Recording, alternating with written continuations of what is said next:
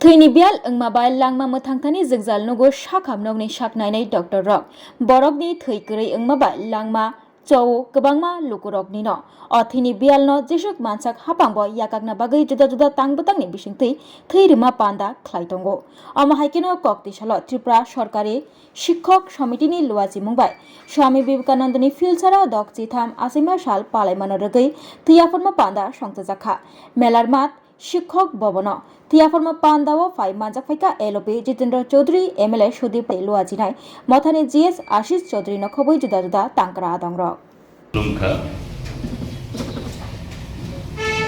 টিজিটিএ SB road আয়োজিত আজকের এই রক্তদান শিবিরের যে সংক্ষিপ্ত যে অনুষ্ঠানের সম্মানিত অতিথি মঞ্চে আসীন আছেন ত্রিপুরা বিধানসভার সম্মানিত সদস্য একদা এই সংগঠনের এই অন্যতম একজন সংগঠক ছিলেন শ্রী সুদীপ সরকার মহোদয়, টিজিটিএ রোডের বর্তমান এবং প্রাপ্ত নেতৃবৃন্দ এবং আজকে এই মহতী রক্তদান শিবির এটাকে সুন্দর করে তোলার জন্য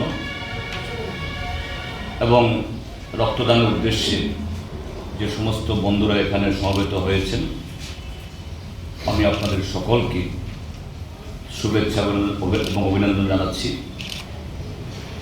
এবং টিজিটিএ রোডের এই কর্মসূচি একটু আগেই সাধারণ সম্পাদক বলছিলেন প্রায় দীর্ঘ 7 বছর বাদে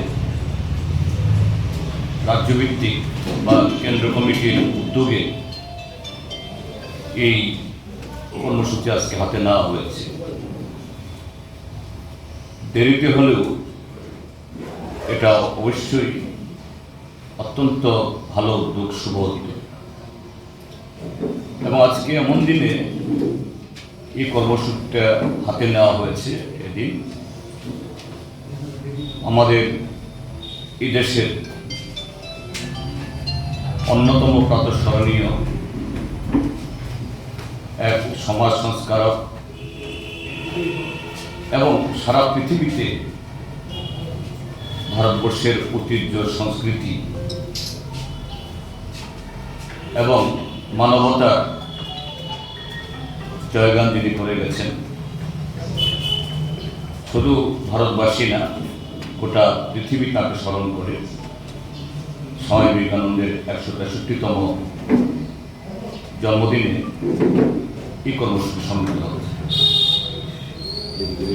তো রক্তদান শিবির এই কথা যখন আমরা বলি বা রক্তদানকে অন্য কথায় বলা হয়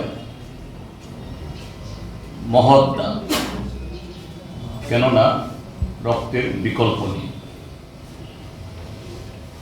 কিন্তু এই কথাটা বলার মধ্য দিয়ে একটু স্বার্থপরতা আছে। সেটা কি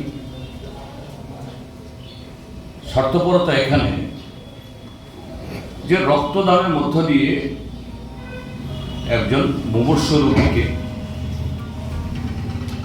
দুস্থ রোগীকে বাঁচিয়ে তোলার একটা সুযোগ করে দেওয়া হয়, অবশ্যই এই কথাটা খুব বড় সত্য। কিন্তু রক্তদানের মধ্য দিয়ে শুধু মুমূর্ষু রোগী তিনি জীবন ফিরে পান না, যিনি দান করেন তিনি তার চেয়েও আরো অনেক বড়, অনেক বৃহৎ জিনিসের তিনি অধিকারী হন। আমি আমার জীবনের একটা ছোট্ট অভিজ্ঞতা আমি বলছি। 80-র দশকের একটা সময়েতে আপনারা জানেন যে মহারাষ্ট্রের লাতুরে একটা ভয়াবহ ভূমিকম্প হয়েছিল। আমি তখন যুবক। ভারতের গণতান্ত্রিক যুব ফেডারেশনের সর্বভারতীয় কমিটির সদস্য। আমরা একটা মিটিংয়ে ছিলাম। তাৎক্ষণিকভাবে আমরা সিদ্ধান্ত নিলাম লাতুরের এই আহত মুমূর্ষু রোগীদের জন্য আমরা রক্তদান করব। রক্তের হাহাকার চলছে। আমরা শিবির সংগঠিত করে আমার জীবনে প্রথম সেদিনই রক্ত দিয়েছি। আমি সেদিন থেকেই যখনই মহারাষ্ট্রে যাই, আমার কাছে মনে হয় এই মহারাষ্ট্রের মানুষের গায়ে বা শরীরে আমার রক্ত আছে। একটা অন্য ধরনের একটা মাতৃত্ববোধ।